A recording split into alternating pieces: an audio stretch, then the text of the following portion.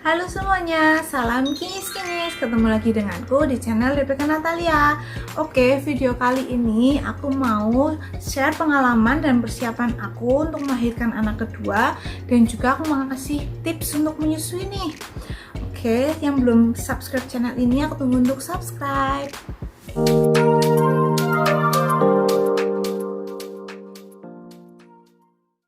Aku mau cerita sedikit nih. Awalnya aku merencanakan melahirkan secara normal, tapi setelah masuk KPL 40 minggu belum ada kontraksi sama sekali. Akhirnya aku konsul ke dokter dan diputuskan untuk operasi sesar 3 hari kemudian. Di sini aku juga udah mempersiapkan barang-barang yang perlu dibawa ke rumah sakit untuk melahirkan. Nah, ada keperluan bayi dan keperluan ibu. Di sini aku mau share dulu. Yang pertama keperluan bayi dulu ya.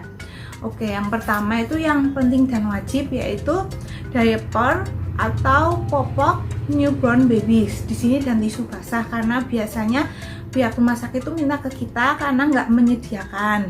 Kita bawa satu bundle aja itu ya, yang diapernya.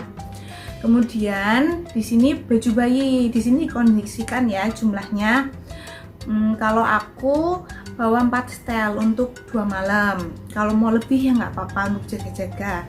Selanjutnya sarung tangan bayi juga penting karena bayi baru lahir itu gampang kedinginan kan, jadi biar tetap hangat gitu bawa sarung tangan bayi. Kalau aku sih sekitar bawa 5-6 pasang karena untuk jaga-jaga ganti-ganti, misalnya tangannya itu lagi keluar nggak dibedong gitu ya, terus masuk mulutnya bayi basah ataupun kena susu gitu, kena gumoh gitu, jadi bisa untuk diganti sarung tangannya, jadi dibawa yang agak banyak.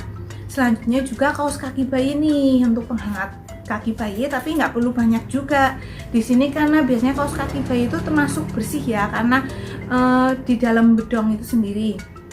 Nah, terus yang wajib kemudian juga bedong. Ini kita juga harus bawa bedong.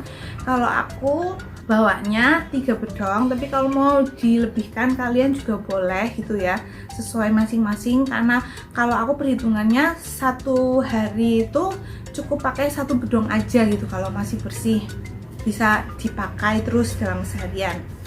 Selanjutnya juga topi bayi juga boleh dibawa, tapi boleh enggak. Kalau aku sih tetap bawa gitu ya untuk foto-foto cantik gitu, yang satu setel sama baju bayi. Kemudian selimut bayi nih, walaupun disediakan selimut bayi di rumah sakit, tapi lebih baik kita juga bawa untuk jaga-jaga dan saat untuk pulang nanti selimut bayi. Kemudian botol dot kita juga harus bawa karena untuk wadah stok misalnya ASI perah saat bayi nggak lagi bareng kita, ataupun untuk susu formulasi bayi itu sendiri.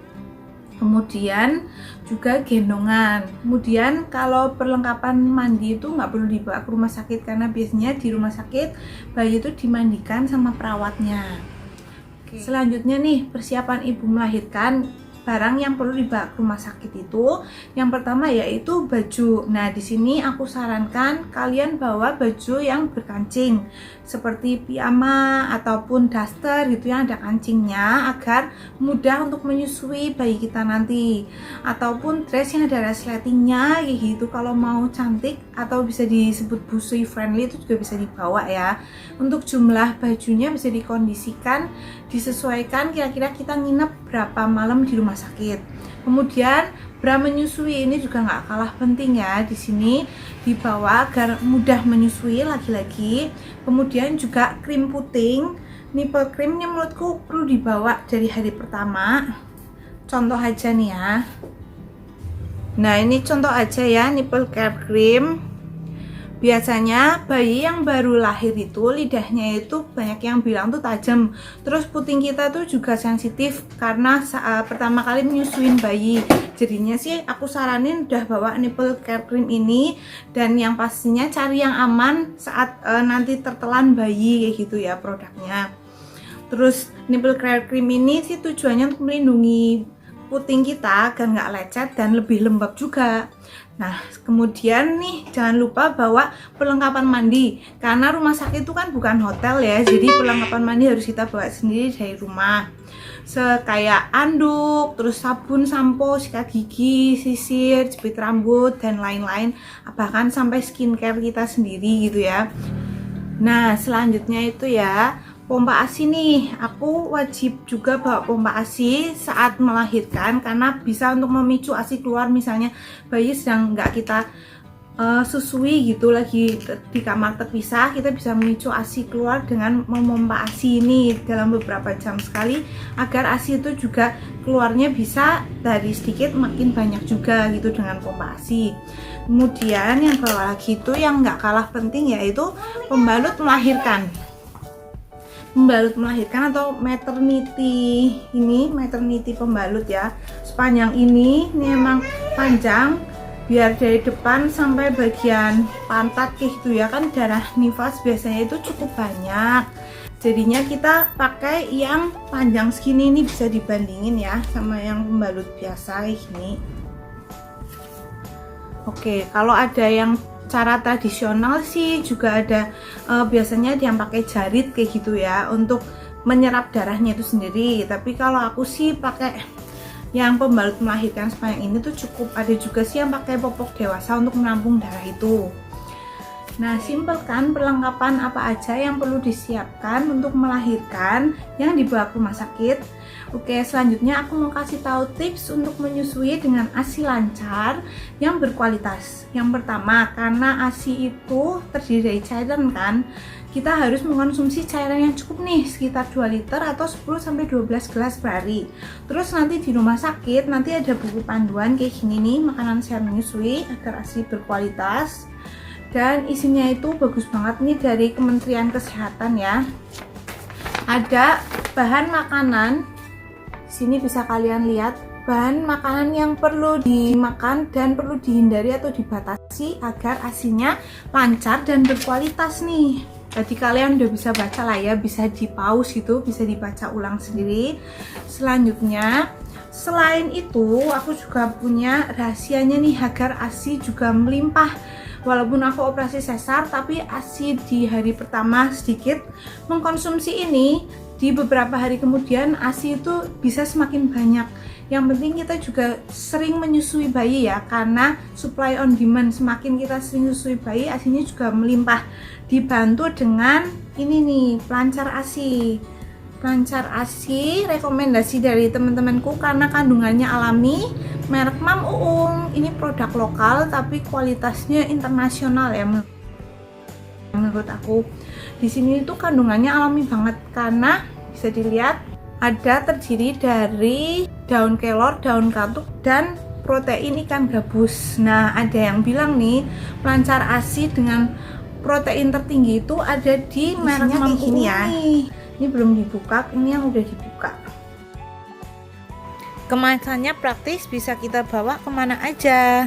Ada isi 30 dan 60 kapsul. Aku beli itu yang 60 kapsul di sini. Isinya gini nih. Kapsulnya tuh nggak gitu besar, nggak kayak vitamin yang dari luar negeri itu kan gede banget ya, susah nelen. Nah, ini ukurannya pas dan dengan gelatin yang halal juga ya di sini. Nah, Mam Uung ini ada di Shopee official store mereka, bisa didapat, ataupun agen reseller kalian bisa lihat di Instagram Mam Uung itu. Ada di deskripsi video aku ya. Terus selain bagus untuk meningkatkan kualitas dan kuantitas ASI nih, Mam Uung ini juga bisa membantu pemulihan penyembuhan luka setelah operasi sesar, karena mungkin ada kandungan protein ikan gabusnya yang tinggi itu ya. Jadi luka sesarnya itu bisa cepat pulih. Selain itu juga bisa dicampur untuk MPASI bayi nih. Jadi kapsulnya dibuka terus dicampur di makanan bayi, nanti bisa untuk meningkatkan nafsu makan bayi.